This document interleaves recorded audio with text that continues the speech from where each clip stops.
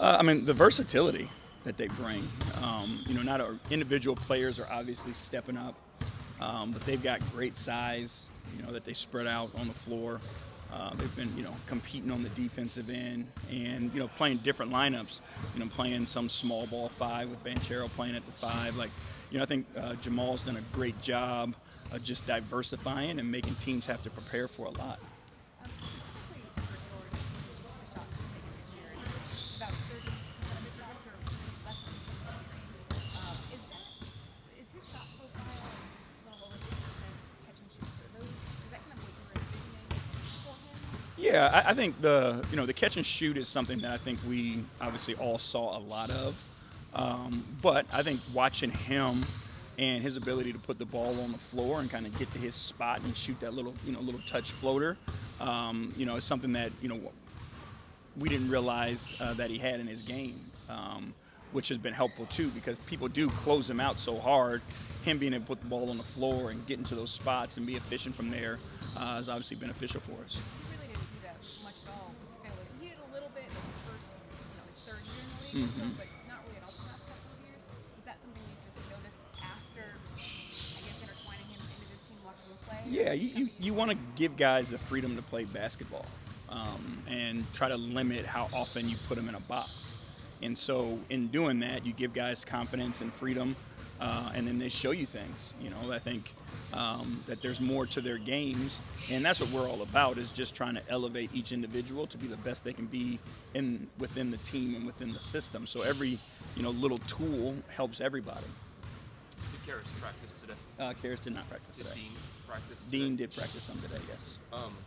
And then you guys are at the quarter point in the season. How do you describe the first 20 games at this point?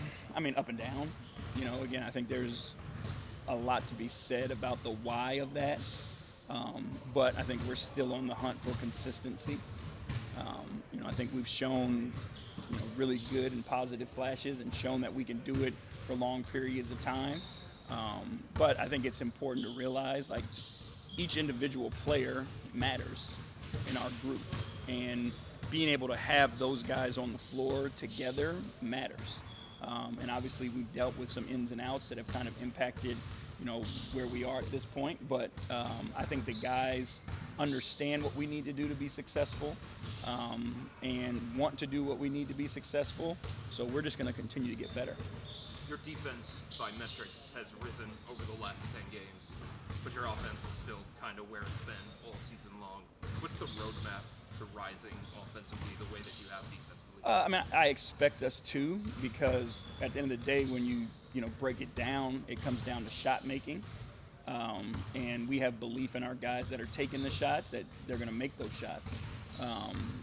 It's not something systematically where we feel like we're not getting what we want. We're getting the guys with the ball in their hands, the shots we want to take. There are some things that we will work on, that we've seen how opponents are guarding us and where we can improve there. But again, I think at the end of the day, when you take a look at it, field goal percentage matters, and our guys are capable. The more we rep it out, those shots will become easier for them. How much of what you're looking at is related to switch-hanging defenses? Quite a bit. It seems like Orlando is making out transition and moving the ball really quickly up the court. Max said that you guys also want to do that, kind of feed off of that. But how do you also manage being able to still get into your sets and run the pick and roll that's been working for you all season? I think it's your defense dictates what you do offensively. If you get stops, and now you've got thrust going the other way, we can still play pick and roll, just play it earlier in the clock, and then we can be efficient from there. If teams are scoring or after free throws, there's different ways and different sets that you can get in depending on that. But, we can and want to continue to try to create easier opportunities and not always have to face a team's half-court defense. So it's important for us to get stops, force turnovers, defensive rebound the ball cleanly, and try to get out and create early opportunities.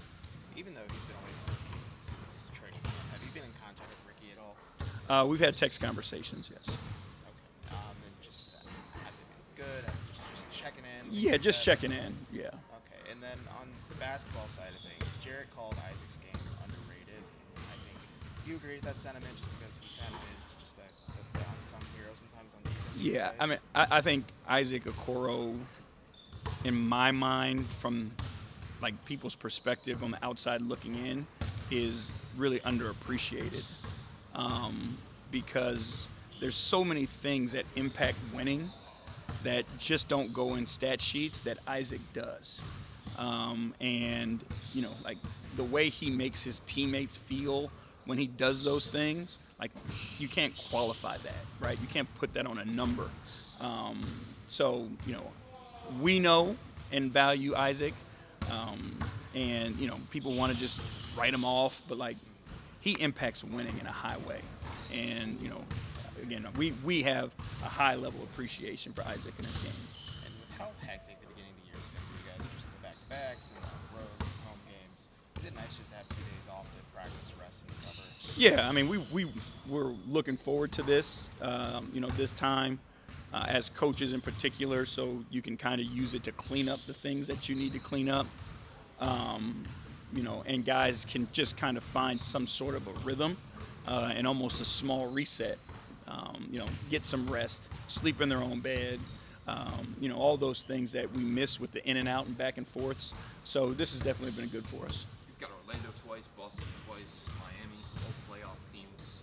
Is this in any way a measuring stick stretch for you guys? I mean, not in our mind. You obviously, and it's human nature, right? When you play good teams, you want to bring a level of competition in those games. But our focus is on the process, and we've just got to continue to get better. So, we obviously go to win and go to compete at a high level, but, we're focusing on us and the things that we're doing right, the things we need to correct, and that's where our mindset is. Training camp was just a couple of months ago, obviously, and things have changed. Injuries, all sorts of stuff has happened. But you said yourself that you trust your depth, and that you like Craig Porter to get some minutes. You would like some of the guys you put Sam in on the other day.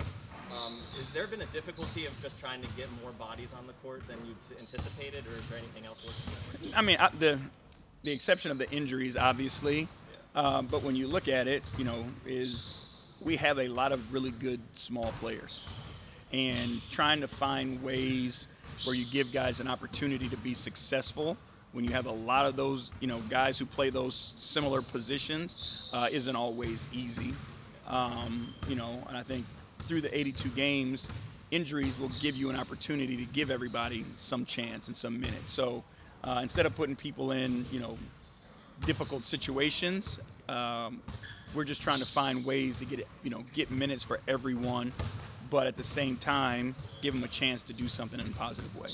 The other night against Detroit, you went away from Donovan earlier in the third quarter than you have been recently. Was that a pre-planned thing with your rotations? Is that something that you're planning moving forward, or was that a game thing? It was just a game thing. Again, we try to make sure that rotation length, total minutes, all those things come into play. And then through the game, if there's a spot where you can move him to get him with a different group and against a different group and with other players. So we're just trying to calculate all that stuff as the game is going on. With the stretch that you have coming up, you have Paolo, Bam, Giannis, all those big guys. Has there been conversation about how to maximize Jared and Evan and also make sure that they're not wearing out over the span of times? Yeah, I mean, it's the NBA, and it's when you get drafted, it's what you sign up for. Like you want to play against the best, and they don't shy away from it. What happens is you concern yourself with following the game, the next day, and make sure you're doing all the things that you can to prepare yourself to play.